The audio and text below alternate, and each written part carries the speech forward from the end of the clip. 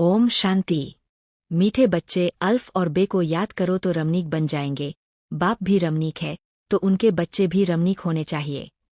प्रश्न: देवताओं के चित्रों की कशिश सभी को क्यों होती है?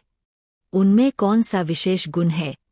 उत्तर: देवताएं बहुत रमणीक और पवित्र है। रमणीकता के कारण उनके चित्रों की भी कशिश होती है। देवताओं में पवित्रता का विशेष गुण है, जिस गुण के कारण ही अपवित्र मनुष्य झुकते रहते हैं। रमणीक वही बनते जिनमें सर्वदैवी गुण है, जो सदा खुश रहते हैं। ओम शांति। आत्माएं और परमात्मा का मेला कितना वंडरफुल है। ऐसे बेहद के बाप के तुम सब बच्चे हो तो बच्चे भी कितने रमणीक होने चाहिए। देवताएं भी रमणीक है ना, परंतु राजधानी है बहुत बड़ी। सब एकरस रमणीक हो नहीं सकते। फिर भी कोई कोई बच्चे बहुत रमणीक है जरूर। रमणीक कौन होते हैं? जो सदैव खुशी में रहते हैं, जिनमें दैवी गुण है। यह राधे कृष्ण आदि रमणीक है ना। उन्हों में बहुत बहुत कशिश है। कौन सी कशिश है? पवित्रता की, क्योंकि इन्हों की आत्मा भी पवित्र है तो शरीर भी पवित्र है। तो पवित्र आत्माएं अपवित्र को कशिश करती है, उन्हों के चरणों में गिरती है। कितनी उनमें ताकत है। भल सन्यासी है, परंतु वह देवताओं के आगे जरूर झुकते हैं। भल कोई कोई बहुत घमंडी होते हैं, फिर भी देवताओं के आगे अथवा शिव के आगे झुकेंगे जरूर। देवियों के चित्रों के आगे भी झुकते हैं, क्योंकि बाप भी रमणीक है तो बाप के बनाए हुए देवी देवताएं भी रमणीक है। उनमें कशिश है पवित्रता की।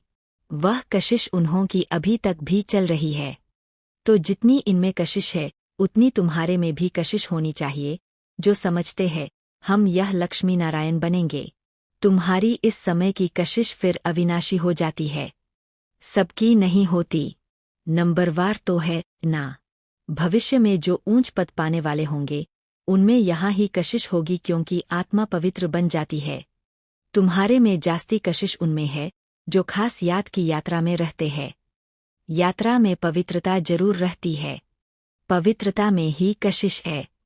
पवित्रता की कशिश फिर पढ़ाई में भी कशिश ले आती है। यह तुमको अभी पता पड़ा है। तुम उनके लक्ष्मी नारायण के ऑक्यूपेशन को जानते हो। उन्होंने भी कितना बाप को याद किया होगा। यह जो उन्होंने इतनी राजाई पाई है वह जरूर राजयोग से ही पाई है। इस समय तुम यह पद पाने के लिए आए हो। बाप बैठ तुमको राजयोग सिखाते हैं। यह तो पक्का निश्चय कर यहाँ आए हो ना। बाप भी वही है, पढ़ाने वाला भी वही है, साथ भी वही ले जाने वाला है। तो यह गुण सदैव रहने चाहिए। सदैव हर्षित मुख रहो। सदैव हर्षित तब रहेंगे जब बाप अल्फ की याद में रहेंगे, तब बे की भी याद रहेगी और इससे रमणीक भी बहुत होंगे।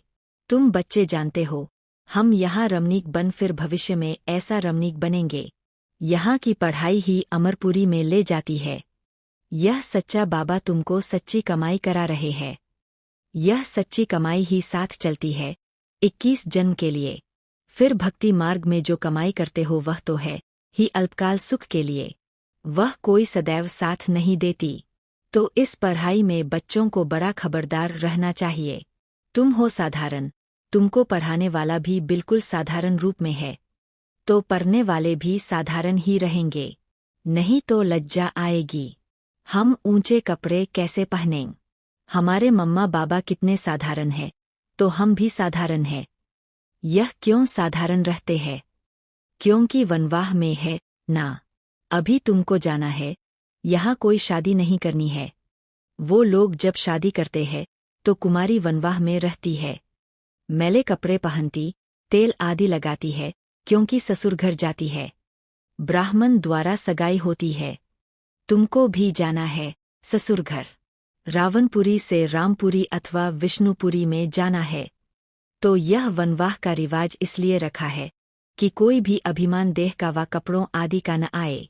किसको हल्की साड़ी है, दूसरे को देखते हैं कि इनके पास तो ऊंची साड़ी है, तो ख्याल चलता है, सोचते हैं कि यह तो वनवाह में है नहीं। लेकिन तुम वनवाह में ऐसे साधारण रहते हुए कोई को इतना ऊंचा ज्ञान दो, इतना नशा चढ़ा हुआ हो तो उसे भी तीर लग जाए। भल बर्तन मांजते रहो व कपड़ा साफ करते रहो, तुम्हारे सामने कोई आए तो तुम झट उनको अल्फ की याद दिलाओ। तुमको वह नशा चढ़ा हुआ हो और सादे कपड़ों में बैठ किसको नॉलेज देंगे तो वह भी वंडर खाएंगे, इनमें कितना ऊंच ज्ञान है। यह ज्ञान तो गीता का है और भगवान का दिया हुआ है। राजयोग तो गीता का ज्ञान ही है। तो ऐसा नशा चढ़ता है जैसे बाबा अपना मिसाल बताते हैं। समझो हम बच्चों के साथ कोई खेल कर रहा हूँ, कोई जिज्ञासु सामने आ जाता है तो झट उनको बाप का परिचय देता हूँ। योग की ताकत। योग बल होने के कारण वह भी वहाँ ही खड़ा हो जाएगा तो वंडर खाएगा कि यह इतना साधारण, इसमें इतनी ताकत। फिर वह कुछ भी बोल नहीं सकेगा, मुख से कोई बात निकलेगी नहीं। जैसे तुम वाणी से परे हो वैसे वह भी वाणी से परे हो जाएंगे। यह नशा अंदर में होना चाहिए। कोई भी भाई अथवा बहन आए तो उनको एकदम खड़ा करके विश्व का मालिक बनाने की मत दे सकते हैं। अंदर में इतना नशा होना चाहिए, अपनी लगन में खड़ा हो जाना चाहिए। बाबा सदैव कहते हैं, तुम्हारे पास ज्ञान तो है परंतु योग का जौहर नहीं है। प्योरिटी और याद में रहने से ही जौहर आता है। याद की यात्रा से तुम पवित्र बनते हो, ताकत मिलती है। ज्ञान तो है धन की बात। जैसे स्कूल में पढ़कर MA, BA आदि करते हैं तो इतना फिर पैसा मिलता है। यहाँ की दूसरी बात है, भारत का प्राचीन योग तो मशहूर है। यह है याद। बाप सर्वशक्तिमान है तो बच्चों को बाप से शक्ति मिलती है। बच्चों को अंदर में रहना चाहिए, हम आत्माएं बाबा की संतान है परंतु बाबा जितने हम पवित्र नहीं है। अब बनना है, अभी है एम ऑब्जेक्ट। योग से ही तुम पवित्र बनते हो। जो अन्य बच्चे हैं वह सारा दिन यही ख्यालात करते रहेंगे। कोई भी आए तो उनको हम रास्ता बताएं, तरस आना चाहिए, बेचारे अंधे हैं। अंधे को लाठी पकड़ाकर ले जाते हैं ना, यह सब अंधे है। ज्ञान चक्षु है नहीं। अभी तुम्हें ज्ञान का तीसरा नेत्र मिला है तो सब कुछ जान गए हो। सारे सृष्टि के आदि मध्यंत को हम अभी जानते हैं। यह सब भक्ति मार्ग की बातें हैं। तुमको पहले भी पता था क्या कि hear no evil, see no evil. यह चित्र क्यों बना है? दुनिया में कोई भी इनका अर्थ नहीं समझते, तुम अभी जानते हो। जैसे बाप नॉलेजफुल है, तुम उनके बच्चे भी अब नॉलेजफुल बन रहे हो, नंबरवार पुरुषार्थ अनुसार। कोई कोई को तो बहुत नशा चढ़ता है। वाह! बाबा का बच्चा बनकर और बाबा से पूरा वर्षा नहीं लिया तो बच्चा बनकर ही क्या किया? रोज रात को अपना पोतामेल देखना है। बाबा व्यापारी है ना, व्यापारियों को पोतामेल निकालना सहज होता है। गवर्नमेंट सर्वेंट को पोतामेल निकालना नहीं आता है, न वह सौदागर होते हैं। व्यापारी लोग अच्छा समझेंगे, तुम व्यापारी हो। तुम अपने नफे नुकसान को समझते हो, रोज खाता देखो, मुरादी संभालो। घाटा है व फायदा है, सौदागर होना। यह सदैव बच्चों की बुद्धि में रहना चाहिए। जब हम सतयुग में थे तो कोई खंड नहीं था, हमारा ही राज्य था। अब फिर से योगबल से अपना राज्य ले रहे हैं, क्योंकि समझाया है योगबल से ही विश्व की राजाई पा सकते हैं, बाहुबल से कोई नहीं पा सकते। यह बेहद का ड्रामा है, खेल बना हुआ है। इस खेल की समझानी बाप ही देते हैं। शुरू से लेकर सारी दुनिया की हिस्ट्री ज्योग्राफी सुनाते हैं। तुम सूक्ष्म वतन, मूल वतन के राज को भी अच्छी रीति जानते हो। स्थूल वतन में इनका राज्य था अर्थात हमारा राज्य था। तुम कैसे सीढ़ी उतरते हो वह भी याद आ गया। सीढ़ी चढ़ना और उतरना यह खेल बच्चों की बुद्धि में बैठ गया है। अब बुद्धि में है कि कैसे यह वर्ल्ड की हिस्ट्री ज्योग्राफी रिपीट होती है। इसमें हमारा हीरो हीरोइन का पार्ट है। हम ही हार खाते हैं और फिर जीत पाते हैं, इसलिए नाम रखा है हीरो हीरोइन। अच्छा, मीठे मीठे सिकीलधे बच्चों प्रति माता पिता बाप दादा का याद प्यार और गुड मॉर्निंग।